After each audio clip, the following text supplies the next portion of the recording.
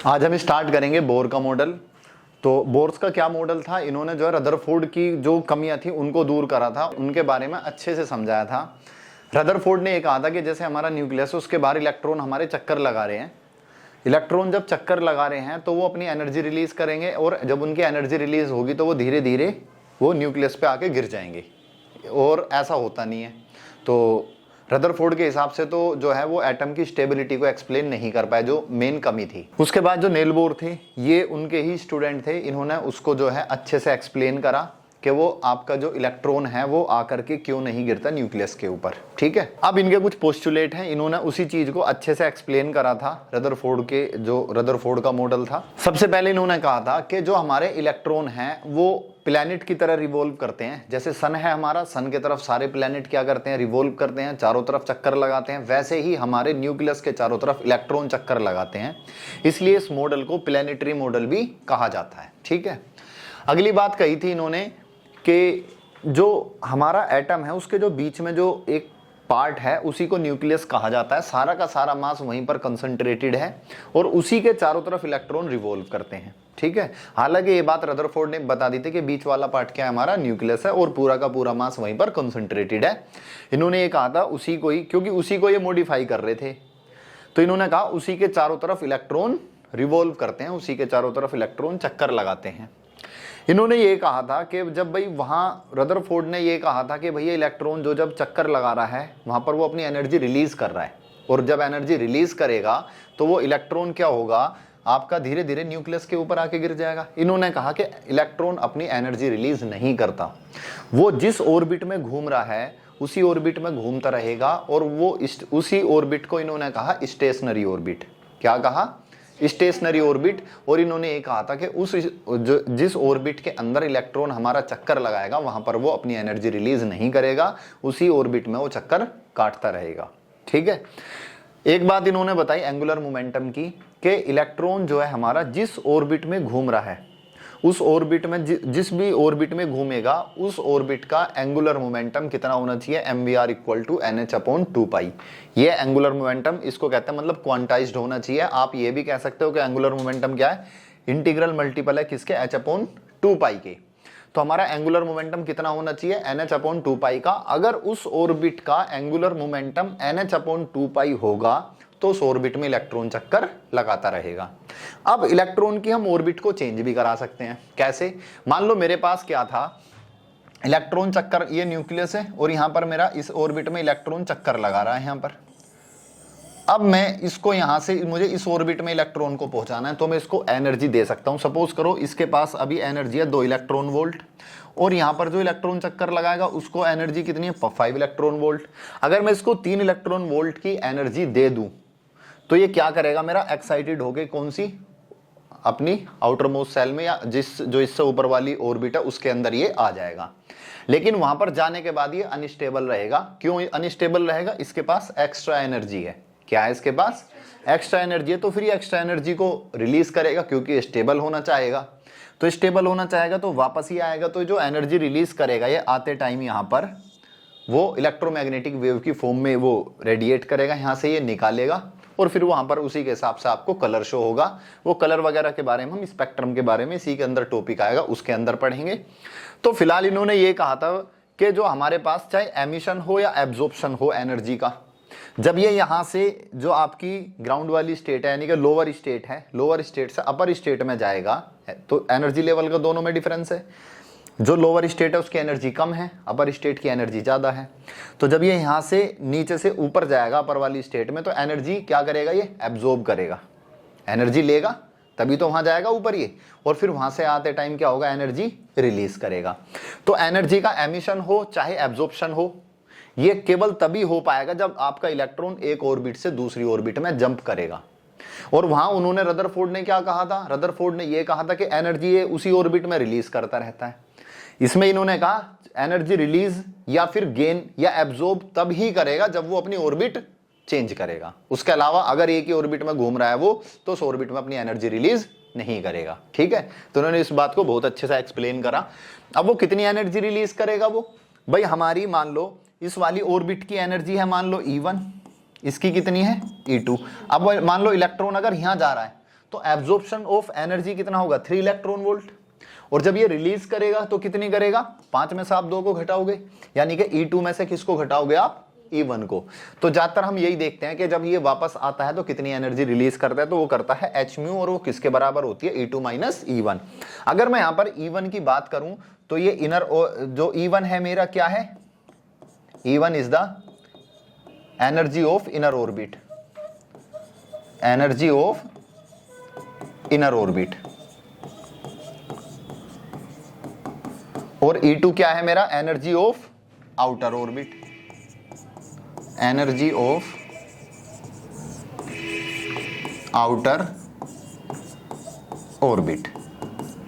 ये थे हमारे बोर्स के पोस्टुलेट, आपसे पूछ लिए जाते हैं। तो इसके अंदर यही था, एक तो न्यूक्लियस के बारे में इन्होंने न्यूक्लियस का कॉन्सेप्ट दिया, ये न्यूक्लियस है,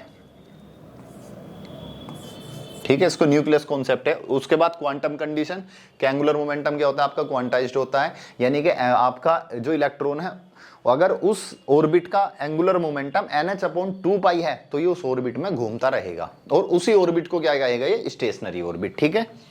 बाकी फ्रीक्वेंसी कंडीशन बता दी, कितनी कितनी फ्रीक्वेंसी उसकी आएगी आपकी। अब इन्होंने ये कहा आगे कि ये मान लो न्यूक्लियस है हमारा, और यहां पर ये ऑर्बिट है, और इलेक्ट्रॉन चक्कर लगा रहा है इस ऑर्बिट में, तो इसकी कुछ ना कुछ रेडियस होगी, सर्कुलर उसमें घूम रहा है। तो बोर्स के जो स्टेशनरी ऑर्बिट है उसकी रेडियस कितनी होगी, अब यहां पर हमें वो निकालनी है इसकी। यहां पर हम रेडियस निकालेंगे, इलेक्ट्रॉन जो चक्कर लगा रहा है उसकी वेलोसिटी निकालेंगे, उसकी फ्रीक्वेंसी निकालेंगे, और टोटल एनर्जी निकालेंगे, ठीक है। ये सारी चीजें हम यहां पर निकालने वाले हैं। इसकी मुझे रेडियस निकालनी है। रेडियस निकालने के लिए इसका डायग्राम को थोड़ा सा अच्छा सा आपको समझना पड़ेगा। ये मेरा न्यूक्लियस है, और न्यूक्लियस पे चार्ज कितना है मेरा, बताओ, Ze, ठीक है, क्या है Ze। जितने मेरे इसके अंदर प्रोटॉन होंगे, कितने प्रोटॉन होंगे, Z, और एक प्रोटॉन पे चार्ज कितना E, तो टोटल चार्ज कितना हो गया Ze। अब इसके बाहर यहां पर मेरा इलेक्ट्रॉन चक्कर लगा रहा है, इस ऑर्बिट में क्या है, इलेक्ट्रॉन यहां पर चक्कर लगा रहा है। इसकी वेलोसिटी कितनी है, v है, चार्ज E है, और मास कितना इसका m है इलेक्ट्रॉन का, और ये इलेक्ट्रॉन ऐसे ऐसे इसमें चक्कर लगा रहा है, ठीक है। अब एंगुलर मोमेंटम जो बताया था बोर्स ने, कितना बताया था, according to Bohr's model MVR equal to NH/2π, यही तो बताया था, MVR इक्वल टू, कि अगर ये स्टेशनरी इस ऑर्बिट में घूम रहा है तो इस ऑर्बिट के अंदर इसका इलेक्ट्रॉन का इसके अंदर एंगुलर मोमेंटम कितना होना चाहिए, MVR इक्वल टू NH/2π। अगर मैं यहां से v की वैल्यू निकालता हूं तो मेरे पास आएगा NH/2π, और यहां से mr मेरा डिवाइड में गया, इक्वेशन फर्स्ट हो गई। अब ये यहां पर जब ये चक्कर लगा रहा है, सर्कुलर पाथ में घूम रहा है, तो इस पे फोर्स भी लग रहा होगा, सेंट्रीपिटल फोर्स इस पे। अब यहाँ चार्ज भी है, इसके न्यूक्लियस पे भी चार्ज है और इलेक्ट्रॉन पे भी चार्ज है, तो इन पे इलेक्ट्रोस्टैटिक फोर्स भी लग रहा होगा, दो चार्ज बॉडी के बीच में इलेक्ट्रोस्टैटिक फोर्स लगता है। अब ये इसी जगह घूम रहा है, ना बाहर जा रहा ना अंदर आ रहा, तो इसका मतलब ये है सेंट्रीपिटल फोर्स मेरा इलेक्ट्रोस्टैटिक फोर्स के बराबर है। अगर मेरा इलेक्ट्रोस्टैटिक फोर्स सेंट्रीपिटल फोर्स के बराबर होगा तभी तो एक जगह घूमता रहेगा ऐसी उसी ऑर्बिट में ये, ठीक है। अगर मेरा इलेक्ट्रोस्टैटिक फोर्स ज्यादा हो गया तो ये अट्रैक्ट हो जाएगा, अंदर की तरफ आ जाएगा, और सेंट्रीपिटल फोर्स ज्यादा हो गया या सेंट्रीफ्यूगल आप कह सकते हो तो बाहर की तरफ चला जाएगा। और अगर एक जगह रुका हुआ है तो इसका मतलब क्या है, ये दोनों फोर्स क्या है मेरे, इक्वल है, ठीक है। तो मैं पहले दोनों फोर्स निकाल लेता हूं, कितने कितने फोर्स यहां पर लग रहे हैं, और फिर दोनों फोर्स को यहां पर हम इक्वल रखेंगे, और वहां से मेरी रेडियस की इसकी वैल्यू निकल करके आ जाएगी। कॉन्सेप्ट समझ में आया क्या है। तो सबसे पहले electrostatic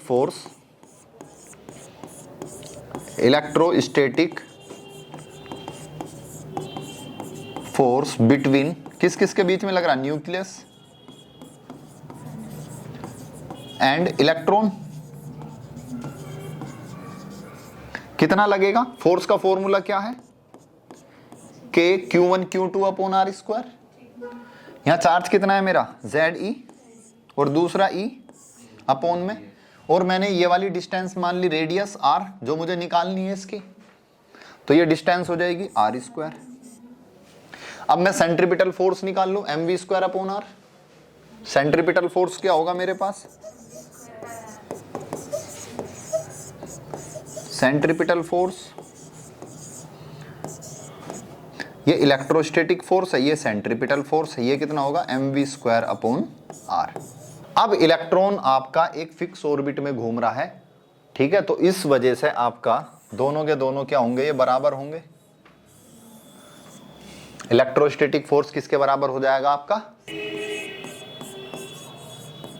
electron revolve in fixed orbit या फिर स्टेशनरी ऑर्बिट कह सकते हैं। तो इलेक्ट्रोस्टैटिक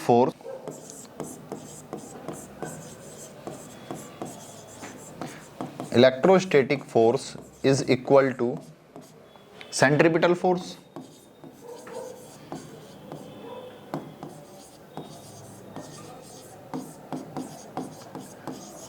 इलेक्ट्रोस्टैटिक फोर्स की मेरी वैल्यू आई थी के जेड E² अपॉन में R²।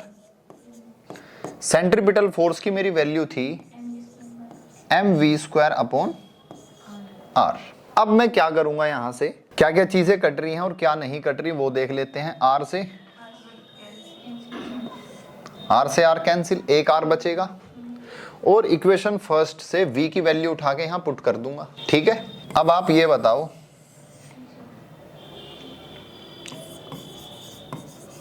फ्रॉम इक्वेशन फर्स्ट यहां पर मेरे पास बचा है के जेड E² अपॉन में r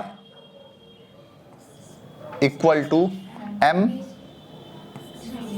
और v की वैल्यू मैं उठा के यहां से फिर इक्वेशन फर्स्ट से रखूंगा, तो v का स्क्वायर करूंगा तो क्या आ जाएगा n² h², 2 पाई का स्क्वायर करूंगा तो कितना आएगा 4 पाई² m² और r²। क्लियर। अब एक m से मेरा ये कैंसिल आउट m, एक r से भी r कैंसिल आउट, कुल मिला के मुझे r की वैल्यू निकालनी है। तो मैं यहां से सबको नीचे ले आऊंगा, केवल r को ऊपर ले जाऊंगा। अगर मैं r को यहां लाऊंगा तो r इक्वल टू, ऊपर तो कोई चीज जानी नहीं इधर, तो वही आएगा n² h² अपॉन में के जेड E² डिवाइड में आ जाएगा। तो यहां पर पहले से क्या बच रहा है मेरा 4 पाई² m इंटू में के जेड E²। ये आ चुकी है मेरी किसकी वैल्यू, रेडियस की, n² इंटू में h²। अगर मैं हाइड्रोजन की बात करूं, फॉर हाइड्रोजन, अच्छा क्योंकि इन्होंने जो है बोर ने जो चीजें एक्सप्लेन की थी हाइड्रोजन को लेकर की थी, तो अगर मैं हाइड्रोजन की वैल्यू लेता हूं for hydrogen, Z equal to 1 हो जाएगा एटॉमिक नंबर उसका। तो मेरे R की वैल्यू जो आ जाएगी वो आएगी n² h² 4 पाई² m के E²। तो इसके अंदर जो हमारी ये रेडियस आई है, ये फॉर्मूला आया है, सारी चीजें लगभग यहाँ कांस्टेंट है और n क्या है हमारी यहाँ पर ऑर्बिट है। अगर मैं बात करता हूं इसकी इनर ऑर्बिट के लिए, किसके लिए, for hydrogen inner orbit, inner orbit की बात करूंगा तो n की वैल्यू कितनी हो जाएगी मेरी 1 हो जाएगी। n की वैल्यू कितनी हो जाएगी 1। इन सब की h क्या है मेरा प्लैंक कांस्टेंट है, इसकी वैल्यू मुझे पता है, 4 कांस्टेंट है, पाई की वैल्यू पता है, मास ऑफ इलेक्ट्रॉन पता है, k की वैल्यू पता है 9 इंटू 10 की पावर 9, इलेक्ट्रिक जो आपका चार्ज है उसकी वैल्यू हमें पता है 1.67 इंटू 10 की पावर -19 कूलम, सबकी वैल्यूज रखेंगे तो यहां से मेरे पास r की वैल्यू आती है 0.529 अंगस्टन। आपको सोल्व नहीं करनी, बस ये डायरेक्ट याद रखनी है। और जो r का मेरा इसके साथ रिलेशन है, यहाँ पर r जो है वो डायरेक्टली प्रोपोर्शनल किसके है मेरा n² के, किसके n² के। r किसके है डायरेक्टली प्रोपोर्शनल n² के। h के अगर हम करेंगे तो उससे क्या फायदा, h तो फिक्स है, n आपका पहली ऑर्बिट दूसरी ऑर्बिट जो चेंज होगा उसी के ऊपर हमारा रेडियस भी बढ़ता चला जाएगा। सपोज करो जैसे पहली ऑर्बिट है, n की वैल्यू 1 है तो r की वैल्यू जो भी आ गई, अगर मैंने n की वैल्यू 2 कर दी तो रेडियस भी 4 टाइम्स बढ़ जाएगी उसकी, क्योंकि अगर इससे अगली ऑर्बिट में जाएंगे तो रेडियस और ज्यादा बड़ा हो जाएगा।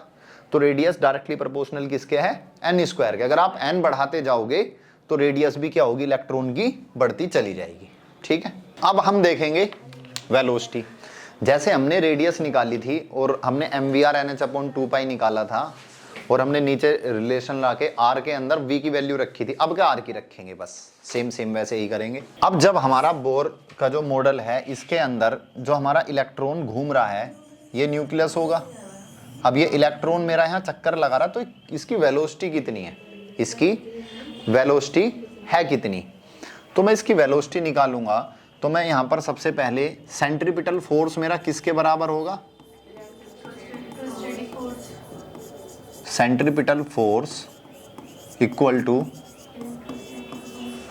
Electrostatic force. सेंट्रीपिटल फोर्स क्या था मेरा, mv²/r।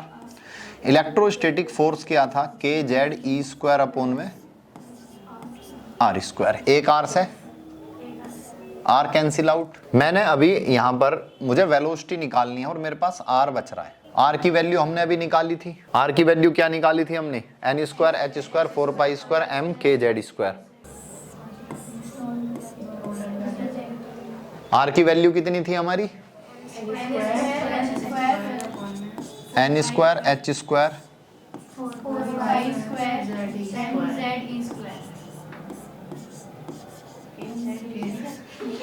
ठीक है, ये है वैल्यू 4π² m के ZE²। अब मैं mv² डिवाइड में ले जाऊंगा, r को यहां पर ले आऊंगा तो r बराबर मेरा कितना हो गया, k ZE² में mv²। एंगुलर मोमेंटम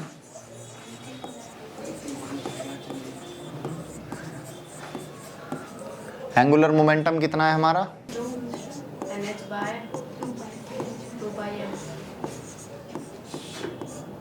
इस वाले r की वैल्यू यहां पुट कर दो।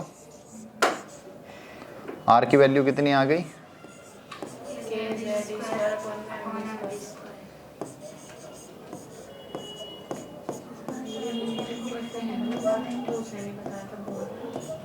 nh/2π। यहां से मेरा v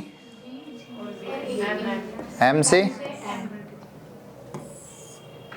अगर मैं v को इस तरफ ले जाऊं तो k ZE², 2π भी यहीं आएगा मल्टीप्लाई में, NH कहाँ आएगा डिवाइड में, और v कहाँ पहुंच जाएगा मेरा ये। तो वेलोसिटी का फॉर्मूला आ गया 2π k ZE²/NH।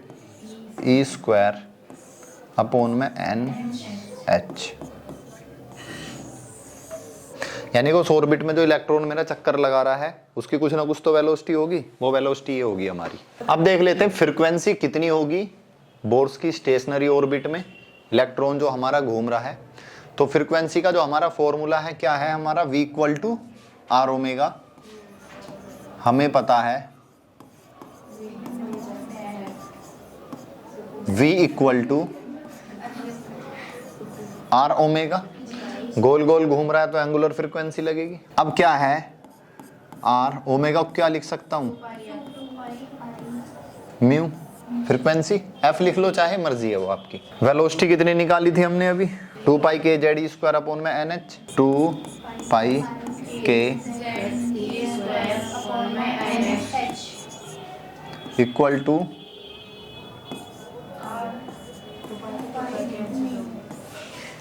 2π से 2π कैंसिल, तो फ्रीक्वेंसी कितनी आ गई मेरी, r डिवाइड में आ जाएगा।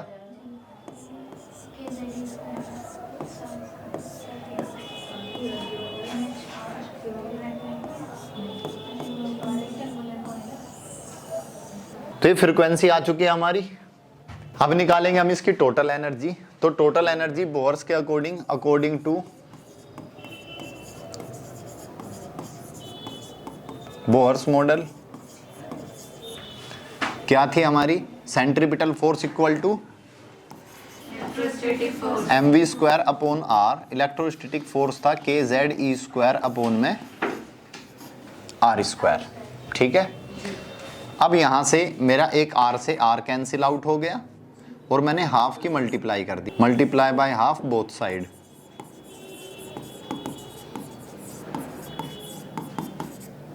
अगर मैं हाफ से मल्टीप्लाई करूंगा तो ये मेरा हो जाएगा half M V square half K Z E square upon में आर।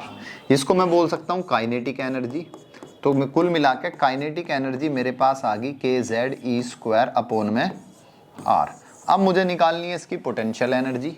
पोटेंशियल एनर्जी क्या होगी मेरी? पोटेंशियल एनर्जी जो होती है उसका फॉर्मूला पोटेंशियल एनर्जी का होता है मेरा के Q1 Q2 अपॉन में R।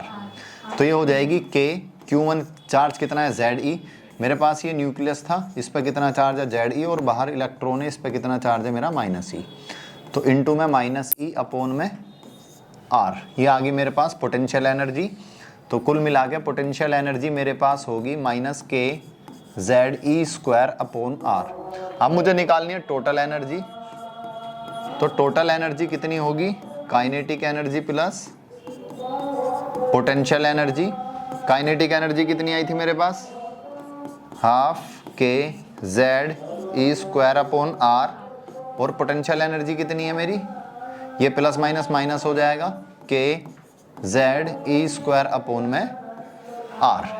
अब ये प्लस का हाफ है, माइनस का 1 है, इसमें से इसको मैं अगर घटाऊंगा तो मेरे पास टोटल एनर्जी आ जाएगी -half K Z E square upon R. ये आगे मेरे पास क्या है? ये टोटल एनर्जी। माइनस का मतलब क्या है? यहाँ पर निगेटिव साइन ये इंडिकेट करता है कि मेरा जो इलेक्ट्रॉन है वो बाउंड है न्यूक्लियस के साथ में। अगर आपको उसको इलेक्ट्रॉन को वहां से हटाना है तो आपको इतनी एनर्जी देनी पड़ेगी, उसके बाद ही वहां से वो हट पाएगा। अगर अब मैं यहाँ पर इसकी एग्जैक्ट वैल्यू निकालना चाहूँ तो मुझे आर की वैल्यू रखनी पड़ेगी। आर की वैल्यू क्या थी हमारी? N square H square upon में 2 pi M K Z E square. तो यहाँ पर हम क्या करेंगे? अब आर की वैल्यू रखेंगे। आर की वैल्यू एक बार आपको दिखा दूं जो हमने निकाली थी। आर की वैल्यू निकल के आई थी N square H square 4 pi square M K Z E square. ठीक है, तो इस वैल्यू को उठा करके हम आर की जगह रखेंगे। तो मेरे पास जो टोटल एनर्जी कितनी आ जाएगी? टोटल एनर्जी मेरे पास आ जाएगी -half K Z E square upon में आर। आर की वैल्यू रख देते हैं यहाँ पर।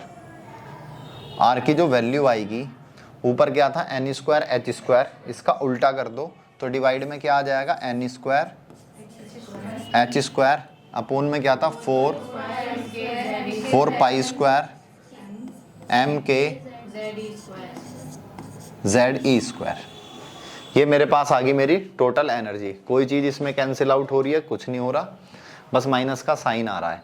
अब यहाँ पर भी वही है, मैं इसकी पहली ऑर्बिट के लिए, अगर इनर ऑर्बिट के लिए इसकी वैल्यूज निकालता हूँ कि टोटल एनर्जी मेरी कितनी होगी हाइड्रोजन की जो सबसे इनर ऑर्बिट है, कि भैया मुझे यहाँ से इलेक्ट्रॉन को कहीं बाहर ले जाना है दूसरी ऑर्बिट में, तो उसको कितनी एनर्जी देनी पड़ेगी? इतनी। अब इसको मैं एग्जैक्ट वैल्यू में भी कैलकुलेट कर सकता हूँ। एग्जैक्ट वैल्यू में कैलकुलेट करेंगे तो -13.6 इलेक्ट्रॉन वोल्ट अपॉन में एन स्क्वायर आ जाएगा, जिस ऑर्बिट के लिए लोगे आप। तो कुल मिला के -13.6 तो आती है पहली ऑर्बिट के लिए, क्योंकि एन की वैल्यू वहाँ 1 हो जाती है। तो इसको अगर हम सोल्व करते हैं तो मेरे पास इन सब की वैल्यूज रख के -13.6 अपॉन में एन स्क्वायर इलेक्ट्रॉन वोल्ट, ये आ जाती है मेरे पास टोटल एनर्जी। पहली ऑर्बिट को बात करूंगा तो एन की वैल्यू कितनी हो जाएगी? 1, तो यही आ जाएगी। यानी कि पहली ऑर्बिट में जो इलेक्ट्रॉन है मुझे उसको वहां से हटाना है, तो मुझे इतनी एनर्जी पॉजिटिव देनी पड़ेगी उसको, तब जाके मेरा वो इलेक्ट्रॉन वहां से मूव होगा। ये थी आपकी टोटल एनर्जी। यानी कि बोर के बारे में बस आपको इतना ही पढ़ना था। इसके अलावा इस चैप्टर के अंदर आपका एक तो स्पेक्ट्रम का टॉपिक बचा है, उसको देख लेंगे हम आगे।